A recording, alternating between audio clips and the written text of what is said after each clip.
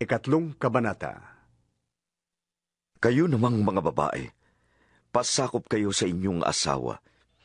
At kung mayroon sa kanila na hindi pa naniniwala sa salita ng Diyos, maihikayat din silang sumampalataya dahil sa inyong magandang asal. Hindi na kayo kailangang magpaliwanag pa sa kanila. Sapat nang makita nila ang inyong makadiyos at malinis na pamumuhay.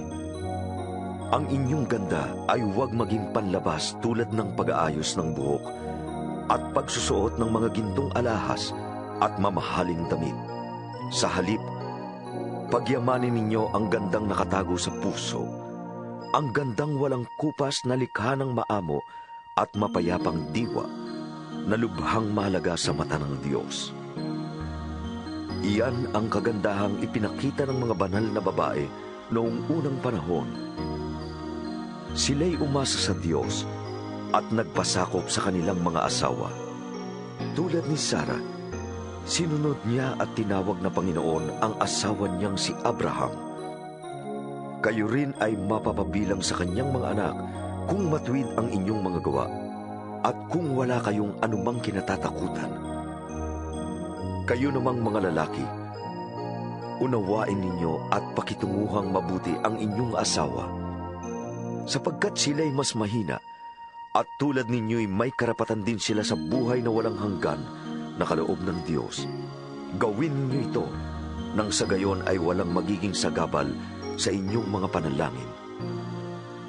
Sa aking pagtatapos, magkaisa kayo at magdamayan. Magmahalan bilang magkakapatid at maging mahabagin at mapagpakumbaba.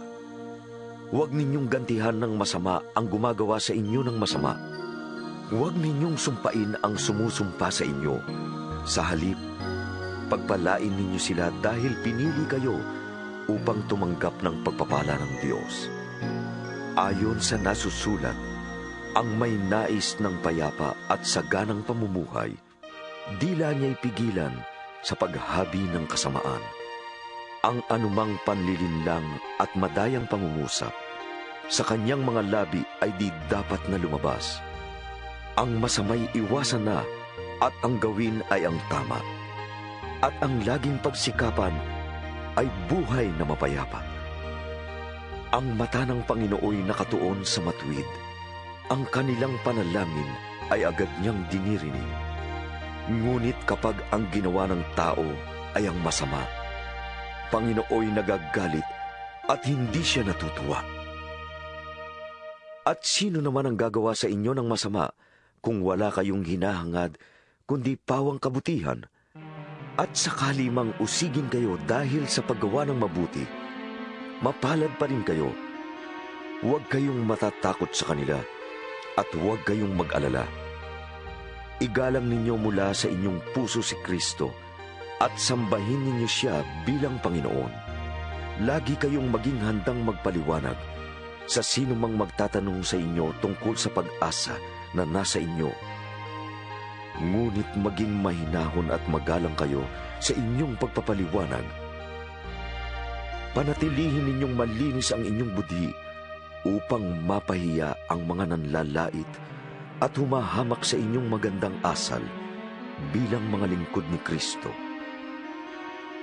Higit na mainam ang kayo'y magdusa dahil sa paggawa ng mabuti, sakali mang ito'y ipahintulot ng Diyos, kaysa magdusa kayo dahil sa paggawa ng masama. Sapagkat si Kristo'y namatay ng minsan para sa inyo, siya na walang kasalanan para sa mga makasalanan, upang iharap kayo sa Diyos. Siya'y namatay ayon sa laman, at muling binuhay ayon sa Espiritu. Sa kalagayang ito, nagtungo siya at nangaral sa mga espiritong nakabilanggo. Sila ang mga espiritong ayaw sumunod nang sila'y matyagang hinihintay ng Diyos noong panahon ni Noe, samantalang ginagawa nito ang malaking barko. Ilang tao, 8 lamang ang nakaligtas sa baha. Ang tubig ay larawan ng bautismong nagliligtas sa inyo ngayon. Ang bautismo ay hindi paglilinis ng dumi ng katawan, kundi isang pangako sa Diyos buhat sa isang malinis na budhi. Inililigtas kayo ng bautismo sa pamamagitan ng muling pagkabuhay ni Jesucristo na umakyat sa langit at ngayon nasa kanan ng Diyos. Nagahari siya roon sa mga anghel at sa mga kapangyarihan sa langit.